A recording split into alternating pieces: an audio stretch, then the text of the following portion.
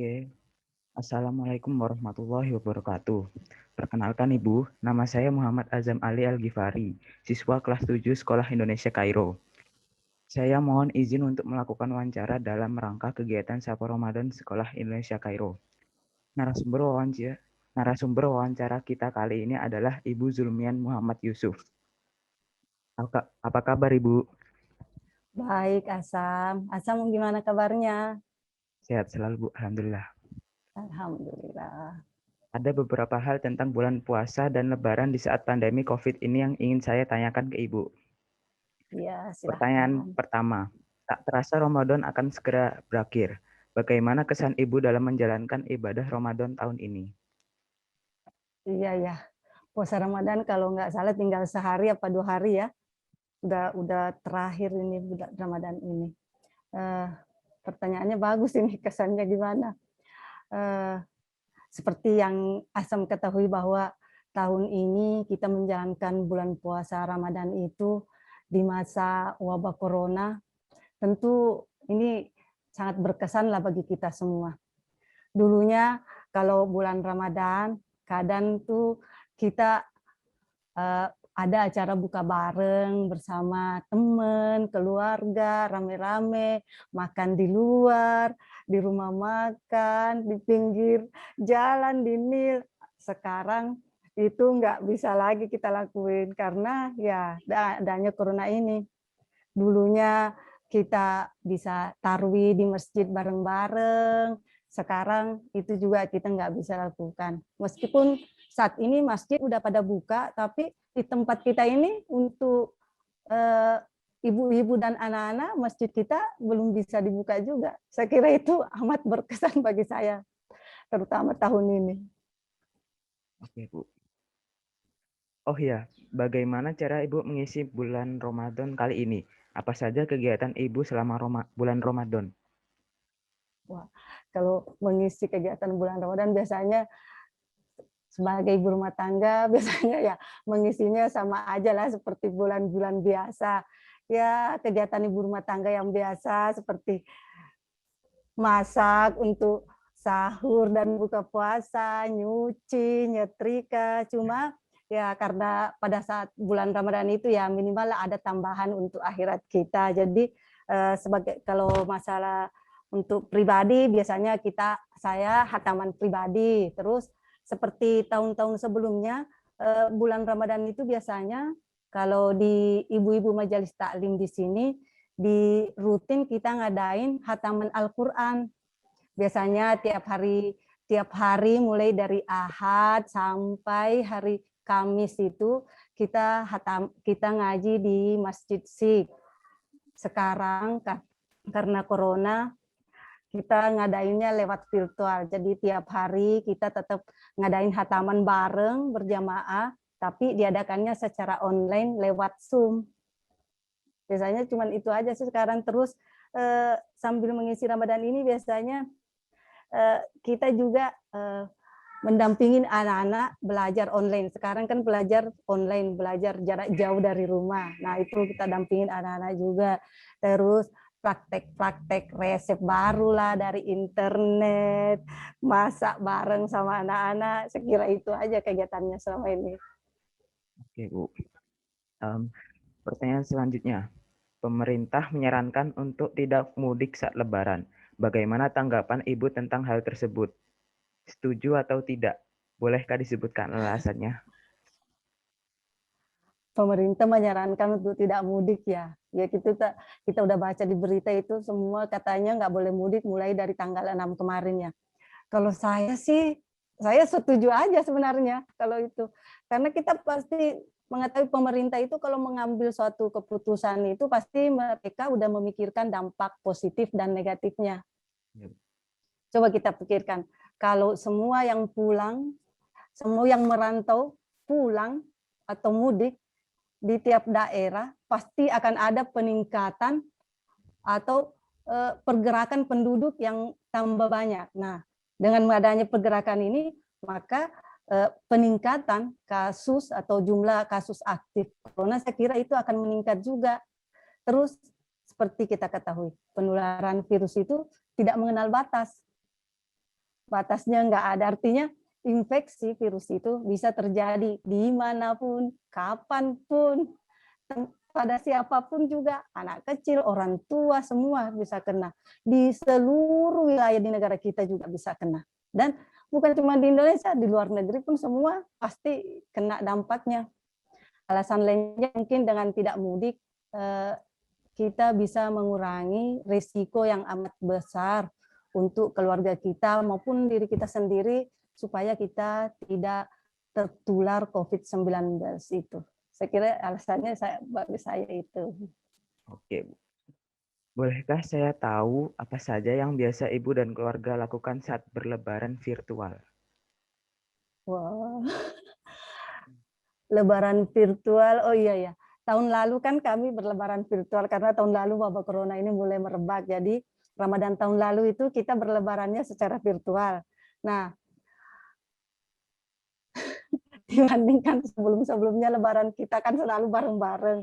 Ini karena tidak bisa keluar rumah, benar-benar tahun lalu itu kan kita nggak bisa keluar rumah. Jadi ya lebarannya itu ya kami berlebaran itu di rumah melalui di rumah cuman benar-benar cuman sholat id aja di rumah. Terus setelah itu, nah itulah virtual sama keluarga. Kebetulan anak satu di asrama, terus suami juga jauh tempatnya di negara lain, keluarga yang banyak di Indonesia. Jadinya ya kami cuman mengadakan lewat video call aja sambil tiap keluarga memamerkan. Ini nih kami lagi makan ini nih. Dari sini juga kami memamerkan ini, kami makan ini nih lebaran nih. Misalnya begitu. Dengan teman-teman juga kami biasanya cuma mengadakan silaturahim lewat Zoom juga, cuman lewat virtual juga. Jadi ya dengan teman-teman alumni semua, teman SD, SMP, kuliahan, itu lewat Zoom juga kami silaturahimnya melalui video call aja semuanya. Saya kira itu aja. Dapatkah Ibu ceritakan kegiatan Ibu saat Lebaran di kampung halaman di Indonesia dan di Yaman? Wow, kalau nyeritain pengalaman Lebaran pasti sangat banyak. Sampai kayaknya waktunya kan nanti akan habis di sini semua nih. Kalau di kampung itu, Asam tahu ya, ibu itu berasal dari Sulawesi Selatan, Ya. di satu kampung namanya Sopeng.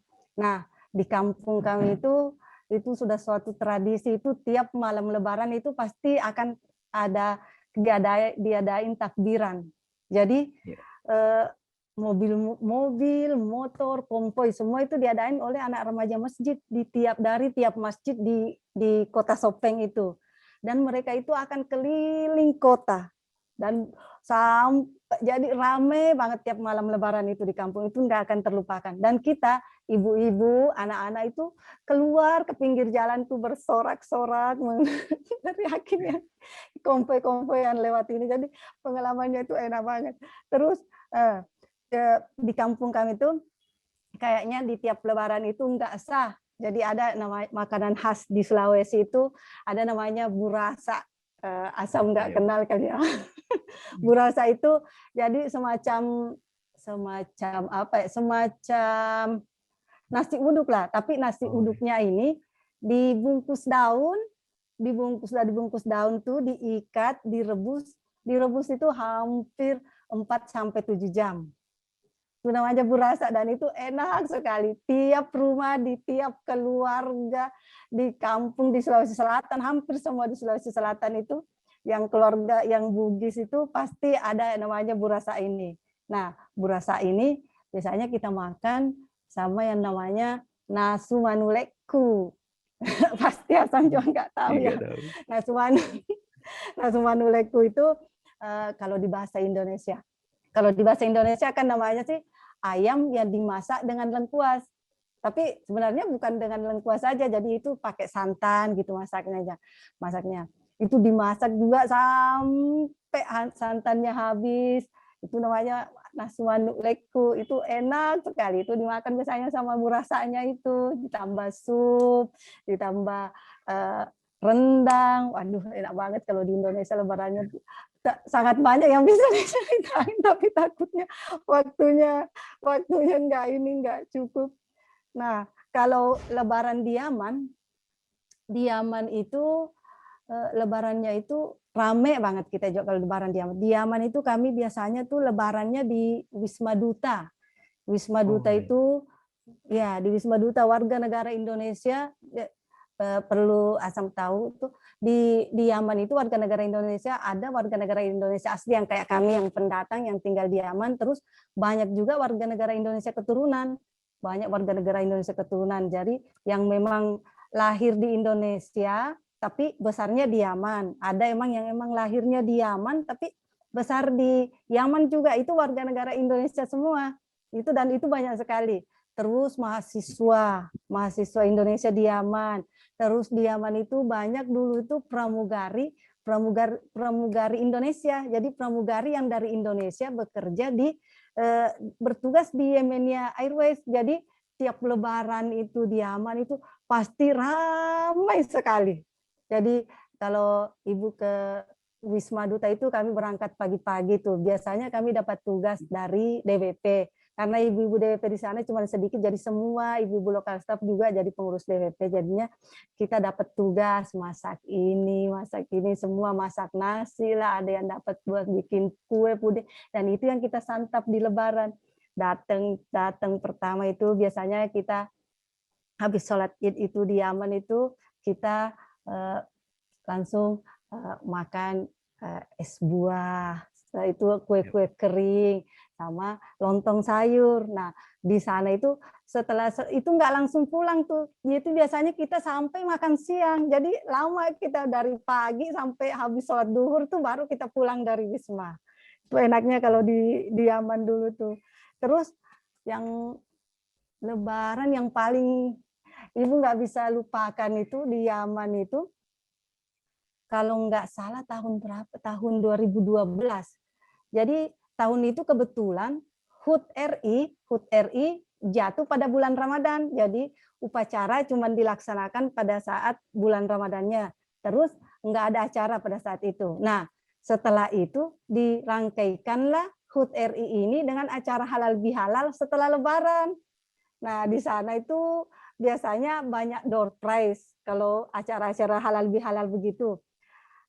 Kebetulan waktu itu ibu sekeluarga tuh dapat kupon 10 kupon yang ibu punya tuh. Alhamdulillah ternyata 6 dari kupon tersebut ibu dapat hadiah. Jadi 10 kupon yang ibu punya, alhamdulillah 6 dapat. Dan hadiahnya Masya Allah, sampai dapat TV, dapat HP, sepeda, alhamdulillah. Jadi itu sampai sekarang saya paling berkesan selama Lebaran di Yaman itu. Sampai sekarang masih kadang teringat. Oke, saya pikir itu aja pengalaman kalau Lebaran di Yaman. Baik, Bu. Pertanyaan terakhir. Adakah pesan bagi kami, para siswa yang tidak mudik Lebaran karena pandemi ini, Bu? Apa yang bisa kami lakukan untuk mengisi libur Lebaran? Saya pikir untuk anak-anak semua, mengingat puasa tahun ini agak panas ya. Ya udah mulai masuk musim panas kan sekarang. Ya panas ini kalau bisa jangan dijadikan penghalang untuk terus menghidupkan siang dan malam bulan Ramadan ini. Kita tahu sekarang ini virus corona masih mengintai kita. Maka usahakan kegiatan luar rumah kalau bisa dikurangin. Jadi ya mainnya di dalam rumah aja. Anak-anak semua jangan terlalu sering keluar rumah. Tetap jaga iman, tetap jaga imun dengan makan makanan yang bergizi, dan tetap selalu harus berpikiran positif. Barangkali pesan terakhir, kita hidup di dunia ini bukan tujuan akhir kita. Insya Allah kita akan hidup terus di akhirat nanti. Jadi jangan pernah tinggalkan sholat dan usahakan mengaji tiap hari, biarpun cuma 1 ayat. Saya kira itu aja pesan dari saya. Ya, Bu. Baik, terima kasih Ibu atas waktu yang telah Ibu luangkan untuk wawancara hari ini. Apakah ada pesan-pesan yang Ibu sampaikan kepada kami siswa-siswi Sekolah Indonesia Kairo? Mudah-mudahan seluruh anak seluruh anak sekolah Indonesia Kairo tetap semangat menjalankan sekolahnya biarpun di masa pandemi ini. Semoga anak-anak sekolah Indonesia Kairo tetap semangat, jaya, sukses selalu dunia dan akhirat. Oke, makasih ya Sam. Terima kasih atas ilmu yang telah Ibu sampaikan. Mohon maaf apabila ada kesalahan kata dan ucapan. Saya mohon undur diri. Wassalamualaikum warahmatullahi wabarakatuh. Waalaikumsalam warahmatullahi wabarakatuh.